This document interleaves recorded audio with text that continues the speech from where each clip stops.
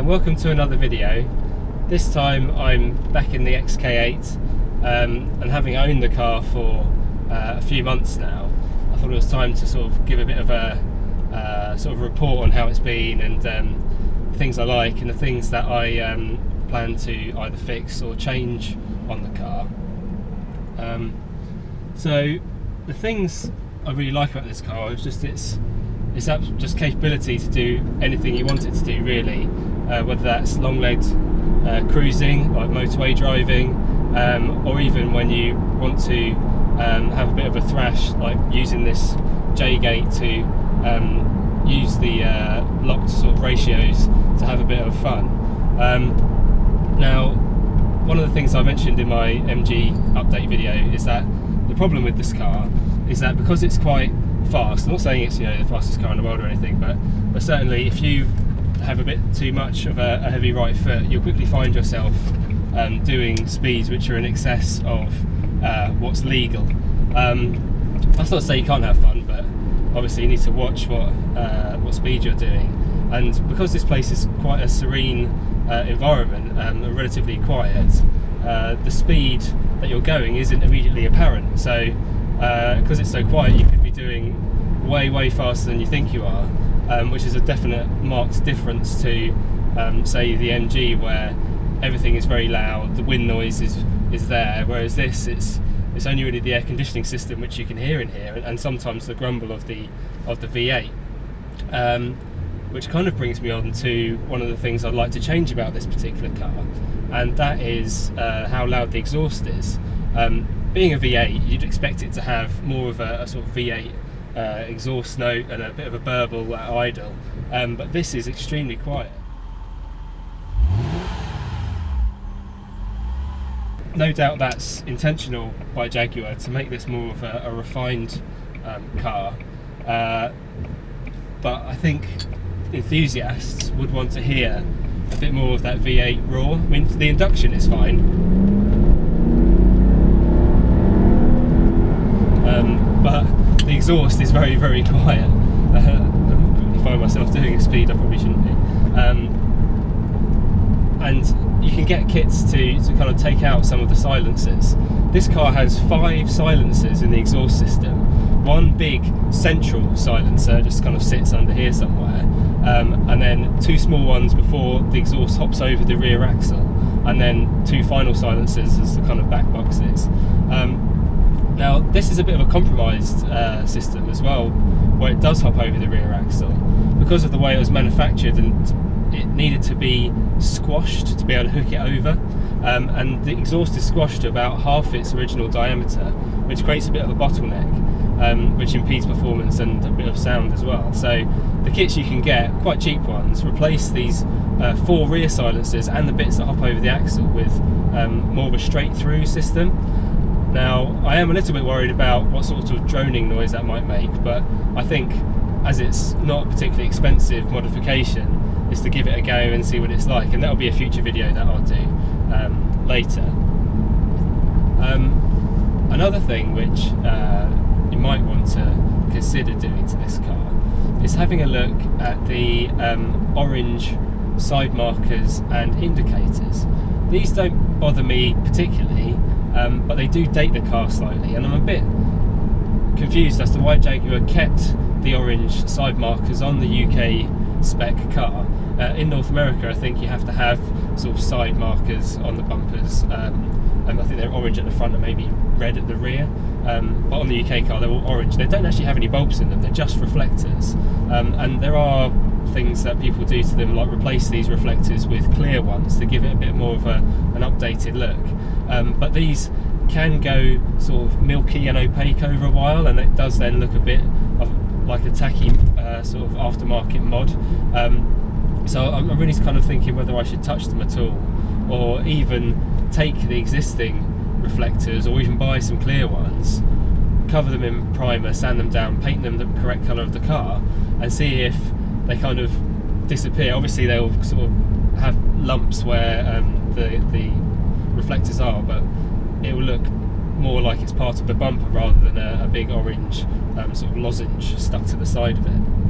The actual indicator units themselves, you can buy sort of the crystal clear ones, and they look a lot more modern than what's there at the moment.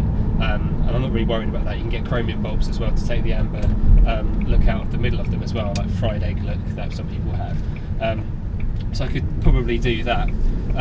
But one of the things I'm kind of conscious of is if I do the exhaust modification and I do the amber side marker modification, I'm just going to start making it look like a bit of a sort of boy racer car, and that's not really what I want this car to look like at all. I want it to look like a classy GT, so I'm going to be very careful about what I do, and if it does start to look a bit like that, then it's just going to go straight back to standard.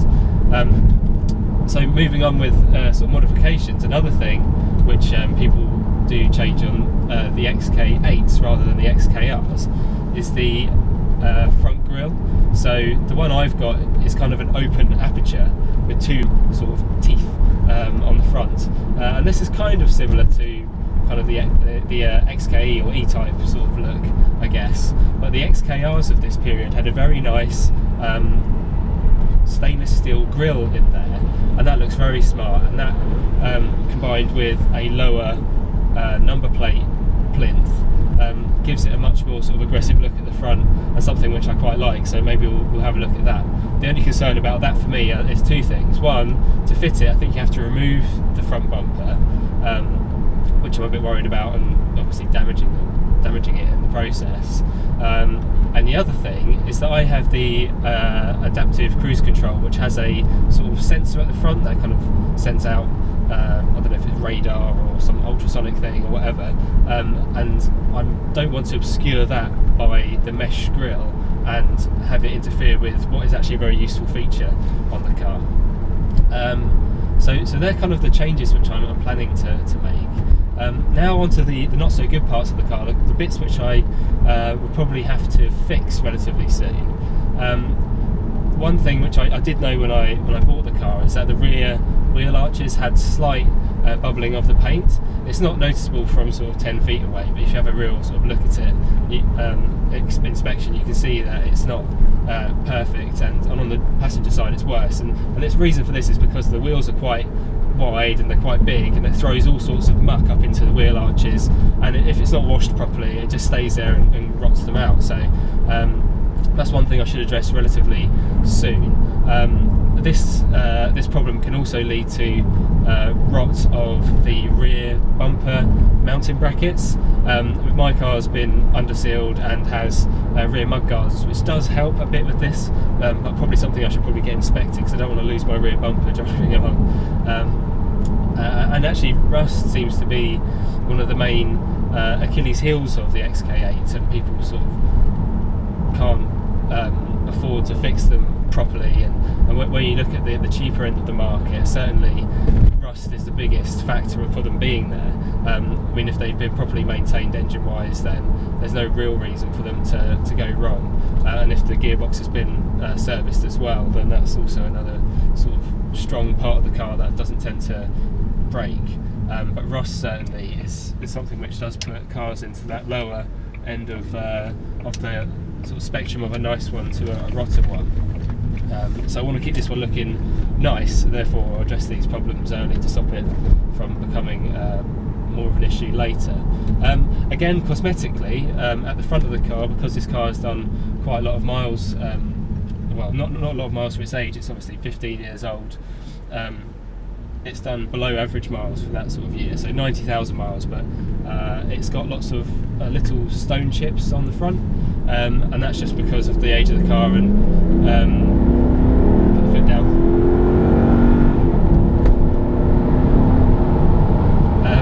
And driving fast, it will flick. Stones will get flicked up by cars in front and hit the front bumper and that kind of thing. And it's not a very noticeable thing, but it detracts from the look slightly of a pristine car. There's no real rush to get that done because it's not gone to the bare metal, it's just the surface sort of paint, and there's no corrosion there or anything, so something to fix in the future. Another cosmetic issue which I've discovered are the side window trims. So the side window trims are painted a sort of metallic grey paint. It looks very nice, but because they're made out of, I think they're made out of some sort of alloy. I'm not sure if they're steel or not, but they do tend to sort of react with the other metal bits attached to them. And there is some bubbling of paint on the window trims as well. I mean, I'm quite tempted to try and do that job myself, just take them off, rub them down, paint them the correct colour and put them back on again. But being quite a fragile and thin bit of trim, I am a bit worried about damaging them, and replacements are thin on the ground, and if you do find them, they are very, very expensive because they're in short supply and they're in high demand. So it's that classic sort of supply and demand problem which drives the price up. So yeah, that's kind of it really. My dad, well, I keep this car on my parents' driveway, and my dad did say that he thought he noticed a couple of spots on the driveway bricks where it had been standing. So I don't know if there's a small leak coming from somewhere. I know the drains for this car kind of come out in the middle of the car, so when I wash it, it might flush some debris down there, and maybe that's what he's seeing. But I hope I don't have like a engine oil leak or a transmission oil leak or anything like that. But it doesn't seem to be too big a leak if there is one, and then something that I'll get the mechanics to look at when I get it serviced next. So that's it, just a quick update on the XK8, a bit of a report of after a few months what I've noticed, what I'd like to change. I mean, the fuel economy is still really decent for the kind of car it is. Having a bit of a blast along country lanes and things, you probably get under 20. Well, it's 19.8 on here, but certainly on a run you'll get 25 to 30 miles to the gallon, no problem, and that's really great. I'm really impressed with that. So yeah, thumbs up. And being fault free, it seems to be a good purchase so far. Apart from the cosmetic things I need to sort out, and fingers crossed it stays like that. So until the next time, hope you enjoyed this quick update video, and see you again. Cheers, bye.